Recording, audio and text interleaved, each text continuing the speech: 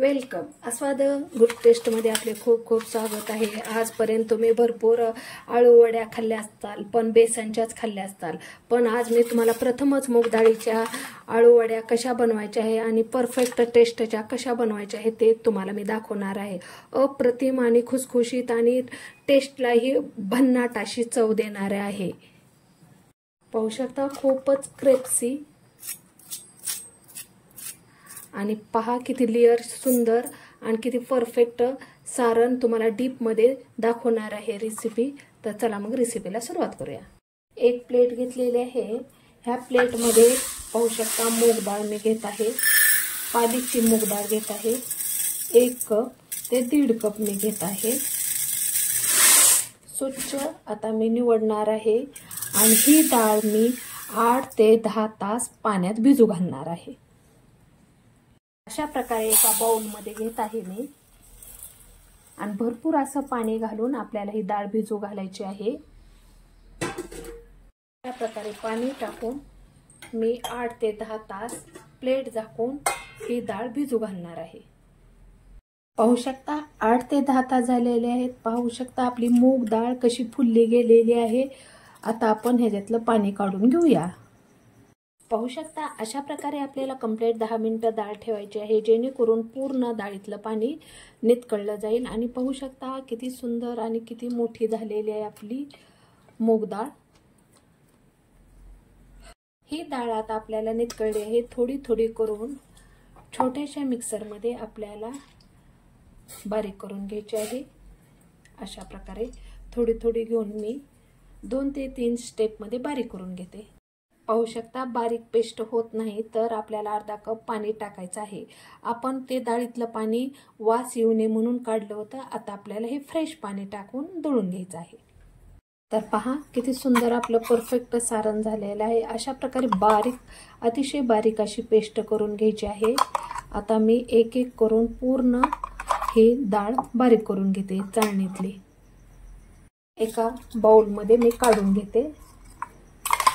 अशा प्रकारे आपल्याला पूर्ण बारीक केलेली पेस्ट काढून घ्यायची आहे. नंतर आणखीन आपल्याला अशा प्रकारे दुसऱ्या स्टेपमध्ये डाळ घ्यायची आहे. थोडंसं पाणी घालायचं आहे आणि पेस्ट करायची आहे. आता मी हे दळून घेते. पहा अशा प्रकारे बारीक झालेले. अशा प्रकारे आता मी पूर्ण डाळ दळून घेते. तुम्हाला 2 टेप्स दळून दाखवली आहे. अतिशय बारीक करून घ्यायची आहे आपल्याला. अशा प्रकारे पूर्ण आता आपली डाळ दळून झालेली आहे. पहा अशा प्रकारे कलर येतो.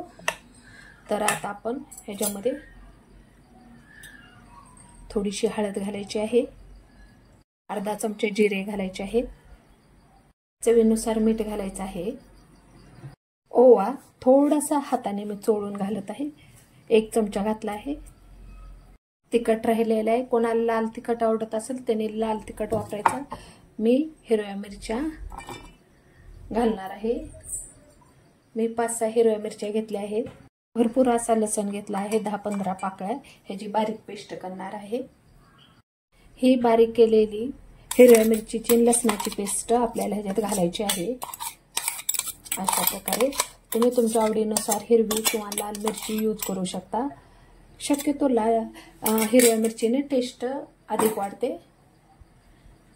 आता हे पूर्ण सारण आपल्याला फेटून घ्यायचं आहे. एकत्र करून घ्यायचं आहे. तर ते शेवटी आपल्याला थोडीशी कोथिंबीर बारीक पेस्ट करायची आहे. कट करून घेतलेली आहे ते घालायचे आहे. अशा प्रकारे देठ कट करायचं आहे.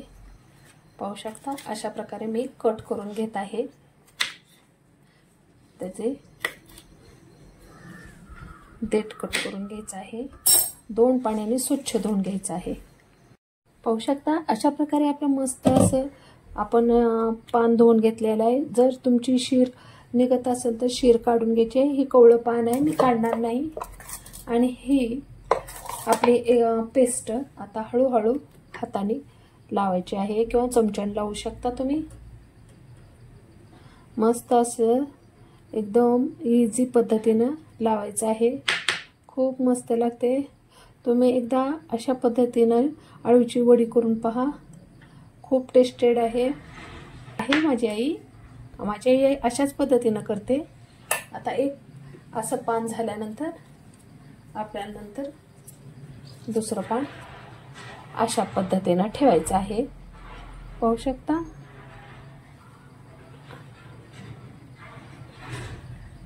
आणि नंतर आणखीन लावायचं आहे दुसऱ्या स्टेपला.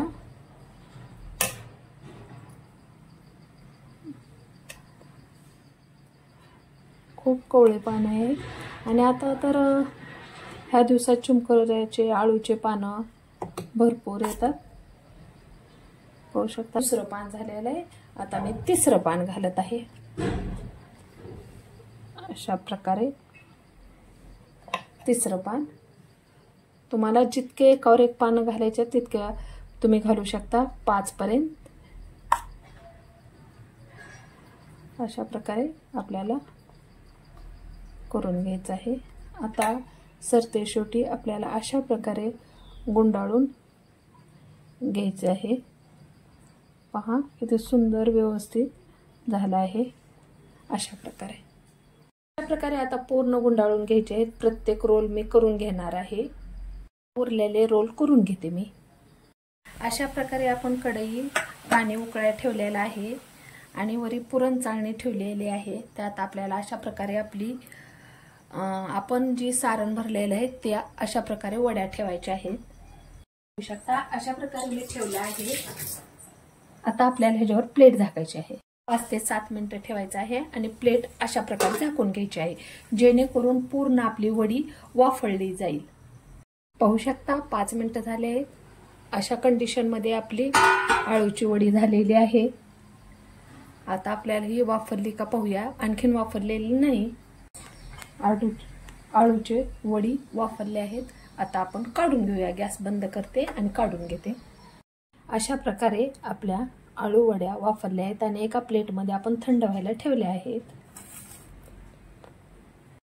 थोडंसं वाफरलेलं आहे तोपर्यंत आपल्याला पांढरे तीळ वरती घालून घ्यायचे आहेत, जेणेकरून त्या वडीच्या अंगाला चिटकतील.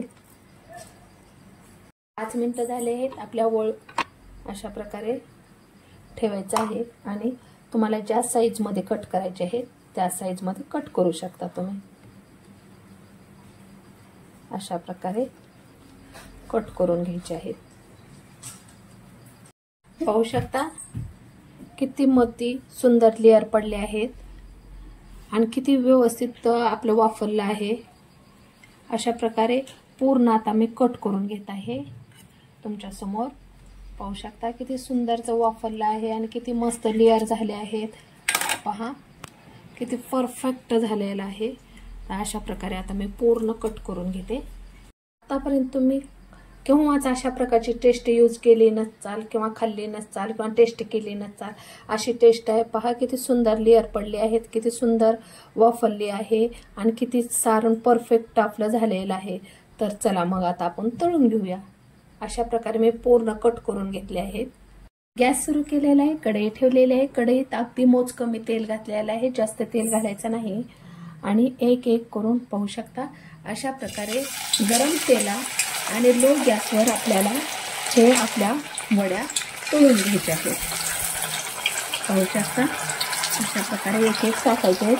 अगदी इझी पद्धतीनं अशा प्रकारे मी टाकून घेते आणि मस्त क्रिस्पी आपल्याला तळायचे आहेत. त्यासाठी आपल्याला गॅसची फ्लेम कमीच ठेवायची आहे, जास्त करायची नाही. जास्त केली तर क्रिस्पी होणार नाही आणि व्यवस्थित तळले जाणार नाही. पाहू शकता किती मस्त अशा कंडिशनमध्ये आहे. त्या कंडिशनमध्ये कंप्लीट आपल्याला 2 ते 3 मिनिट ठेवायचं आहे. पाहू शकता 2 मिनिटं झाल्यानंतर आपल्या आळू वड्या किती छान मस्त दिसत आहेत आणि खालीवरी व्यवस्थित करता येतात, कारण ओलेपणा सुकल्या गेलेला आहे. आणि व्हिडिओ स्किप न करता तुम्हाला व्यवस्थित दाखवत आहे. बेसन पिठापेक्षा कित्येक तरी पटीनं मूग डाळीच्या सारांचे आळूवडी खूपच मस्त लागते, क्रिस्पी लागते। पाहू शकता किती सुंदर दिसत आहे। पहा, आपल्याला लो गॅसवर आणखीन 2 मिनिटं तळून घ्यायचे आहे। कमीत कमी आपल्याला 5 मिनिटं ही आळूवडी तळून घ्यायची आहे। पाहू शकता कलर चेंज झालेला आहे, भन्नाट असा सुगंध येत आहे, खूपच मस्त आहे। तुम्ही कमीत कमी आठवडाभर स्टोअर करून ठेवू शकता अशा आळूवड्या आहेत। पाहू शकता किती मस्त झाले आहेत। अशा प्रकारे आपल्याला क्रिस्पी आणि ब्राऊन कलर होईपर्यंत तळून घ्यायचे आहेत। अशा प्रकारे आता मी पूर्ण तळून घेते। आता अशा प्रकारे आपली भन्नाट चव देणारी आणि अप्रतिम टेस्टची आतापर्यंत तुम्ही न खाल्लेली रेसिपी मी दाखवली आहे। आणि तुम्हाला ही रेसिपी कशी वाटली ती कमेंट बॉक्समध्ये लिहून पाठवा। पहा, अशा प्रकारे आपण ब्राऊन होईपर्यंत आणि क्रिस्पी होईपर्यंत तळून काढलेली आहे। पहा किती सुंदर झालेली आहे प्रत्येक लेअर आणि किती खुसखुशीत झालेली आहे। आणि ही तुम्हाला रेसिपी कशी वाटली ती कमेंट बॉक्समध्ये लिहून पाठवा। अगदी माझी रेसिपी थोडी जरी आवडली तर लाईक, शेअर, सबस्क्राईब करा। माझा व्हिडिओ पाहिल्याबद्दल धन्यवाद।